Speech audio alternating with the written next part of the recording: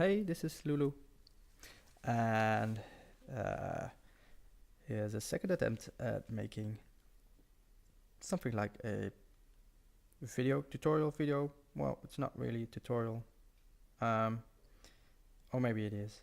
And again, we're total noobs at making videos like this, so please bear with us. And well, the previous video, the first comment was buy a better mic, and he was right.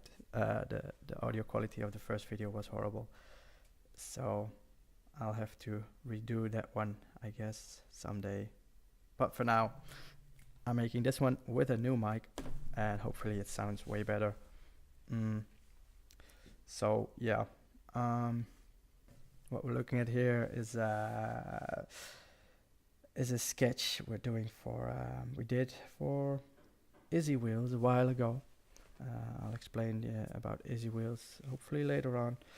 Well, as you can see, we sketch straight into Adobe Illustrator. We use our Adobe Cintiq, Wacom Cintiq, and I love it. I love working on a Cintiq. It's great to just draw straight onto the screen, and it really changed our workflow. In the beginning, like a few years ago, we drew all the sketches by hand, and then made a scan of it, and then imported into Photoshop. And eventually we started using Illustrator more and more. But anyway, scan it, import it into the computer, and then start color it, trace it, and then colorize it. And when we eventually we started drawing into straight into the onto the computer, and it's just it's quicker and it's more flexible. We can play around, easily swap things, scale things, move things around. It's easier to erase stuff and copy, and yeah, it's just quicker. And on Cintiq, as I said, it feels way more natural than well, not more natural than on paper, but before we used to draw the sketches on the tablet, like a Wacom tablet. It gave our work a little bit more of a flow in the lines and in the shapes, and it's still based on geometric shapes. But anyway, as you can see, there's more flowing lines. Yeah, well, about what we're making here, this round thing, it's for Izzy Wheels, and Izzy Wheels is it's a really cool company by two sisters, by Izzy and Albe. They're two sisters from Ireland, and they make spoke guards for for wheelchairs. And they approached us and asked if we wanted to do a design for them. So yeah, we really wanted to, because it's really fun to make something for a canvas like this. First of all, it's round, but it became an object that you can, like a disc. It's a wheel disc. So yeah, but the fun part, what we also liked about this project is that it was a real challenge to make something round. It's all based from the center, so the canvas constantly turns a little bit. We're constantly turning it. You'll see, and you can see it right now. Constantly turning the canvas so that we can draw from the center. And since we build everything out of geometric shapes, we need those guidelines. We try to keep most of the objects we draw, like I'm doing right now. We center it. We have a like the blue guidelines you see. We draw everything centered on a guideline. That way we can easily reflect shapes or rotate shapes from the baseline. It just works easier especially with these geometrical shapes. Yeah. So what more to say?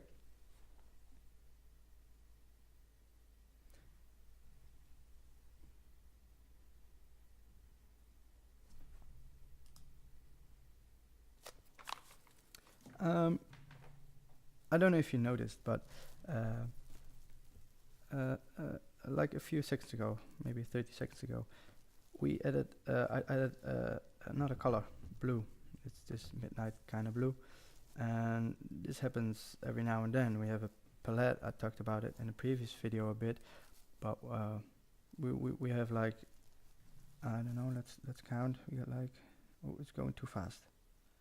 We got like 6 colors, and then I added a 7th color because somehow the design needed an extra color to make it all fit, and it's always a puzzle to scatter the colors around evenly, to have a you know, like a balanced layout, and it needed an extra color to, I don't know, to make more shapes stand out and give us a little bit more room to play with it. And also the blue color kind of added something, some brightness to the whole design. But in the end, you'll see that I changed the colors again. Anyway, you'll see it in a bit. But as I said, it happens more often. We have a limited palette, like 6 colors, or 4 or 8, whatever. And then while working on the design, we realized it needs an extra color. And other times, we noticed that we should ditch one color. Just that there's one color too many. So yeah, in this case, it needed an extra color.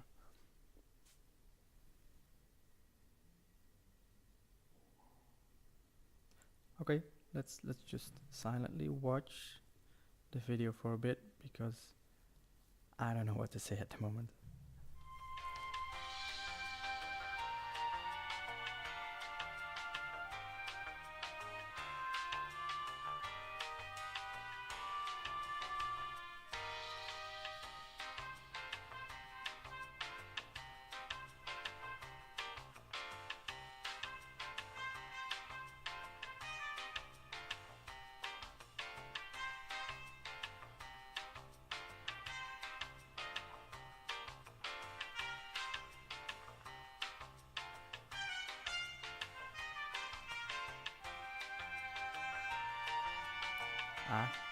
Look at that.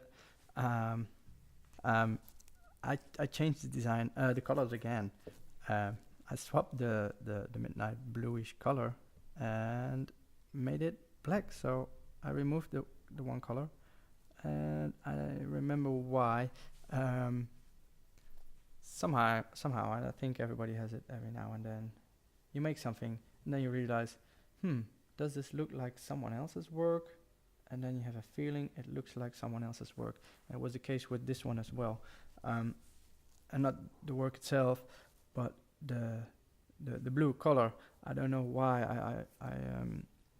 It reminded me of someone else's work. We used that color a lot, and then I realized it. I was like, I don't want to look like someone else's work. So I ditched the blue, and I did like it though. So it's, well. It's a bit of a shame, but yeah, I ditched it, and then made everything well, black-ish. It's not really black; it's more like super dark gray. And actually, this is not the last time that we switched colors here. In the end, you'll see in a few minutes. We chose to change the orange. You'll see it when we get there. Okay.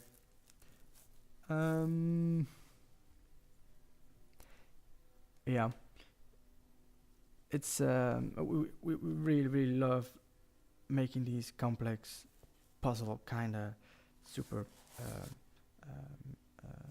detailed designs, especially forest kind of stuff that really lends itself to making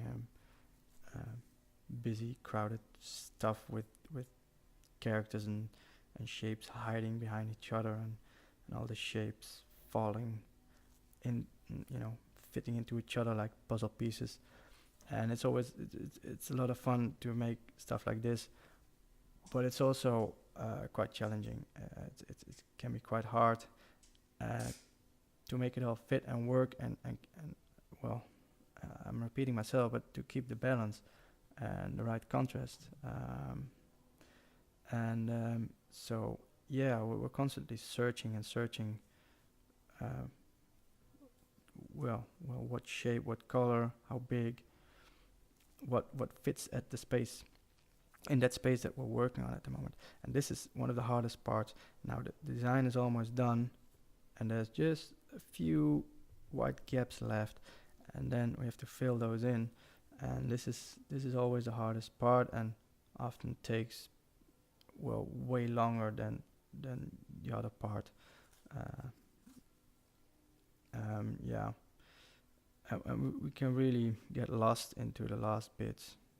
We can, when the design is almost finished, and then we have the last bits, and then I don't know, we get stuck, and then the next day we have to take another look at it to find out how to solve the end bits. Anyway, as you can see here, this is the finished design, and what you see here is that we changed the orange to more like pinkish red, like coral red, and that was exactly what it needed, I think.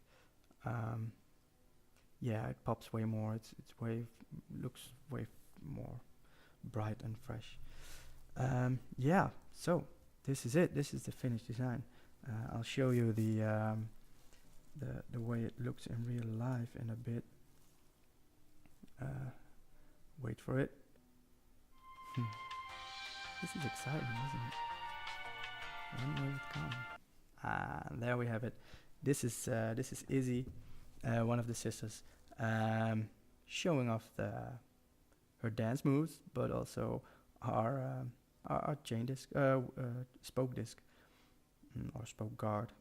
Anyway, this is pretty much how we do stuff from sketch till finish.